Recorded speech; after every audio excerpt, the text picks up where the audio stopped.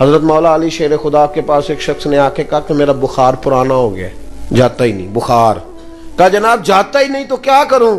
تو حضرت علی کا بھی نسخہ سنو، شیروں کی باتیں بھی شیروں جیسی. مولا علی شیر خدا فرمانے لگے اگر کسی بی بی کے پاس حق مہر کے پیسے پڑے ہو نا، وہ پیسے اس سے لے کے نا اس کا شہد خرید کے پی، اللہ تعالیٰ اس کی برکت سے تیری ساری بیماریاں دور کر دے گا، کیونکہ وہ برکت والے پیسے ہوتے ہیں. کون سے؟ برکت والے. سلامی والے نہیں برکت والے ہوندے، وہ حق مہر والے برکت والے. سلامیاں دے تو حساب رکھے ہے نا، 1000 دینا ہے تو لینا کنا ہے؟ اے سود جے. کسی نے 1000 دے کے 2 لینا جائز ہے؟ تحفہ دے کے جایا کریں، کبھی واپسی کی نیت نہ رکھیں.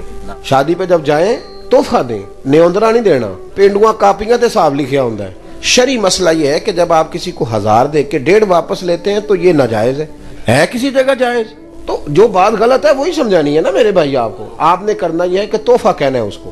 واپسی کا ارادہ آپ تھوڑے دے لیں، 1000 کی جگہ 500 دیں، تھوڑے دیں، لیکن واپسی کی کوئی نیت کارا کے کاپی تے نہیں لکھنا. آپ بالکل شادی پہ جائیں مرضی سے، اور اگر آپ یہ نیت کریں گے تو یہ جائز ہی نہیں شرعی طور پہ کہ 1000 دے کے تو 1.5 لینے کا پروگرام بنائے. تو کیڑی کمیٹی پان لگے؟ بالکل اس سے بچیں. سب سے زیادہ حق مہر دینے کی کوشش کرنی چاہیے. لیکن وہ باجے والے لے جاندے نے 50,000 تے حق مہر دی واری کرنے نے ویکھو جی اسی منڈا نہیں ویچن آئے، جی تساں لاکھ آ کے تے اسی واپس ہی جانا. جی کیا تماشا ہے. ایک صحابی نے اپنی بیوی کو حق مہر میں پورا باغ دیا تھا. یہ برکت والے پیسے ہوتے ہیں، کدھر لے جائے گی وہ؟ خدا کا خوف کرے. حق مہر 32 روپیے رکھ لو. ایک کیڑی حدیث چ آیا جی؟ کیڑے امام دا فتوی ہے؟ حق مہر جتنا لڑکا دے سکے. سمجھ آئی ہے؟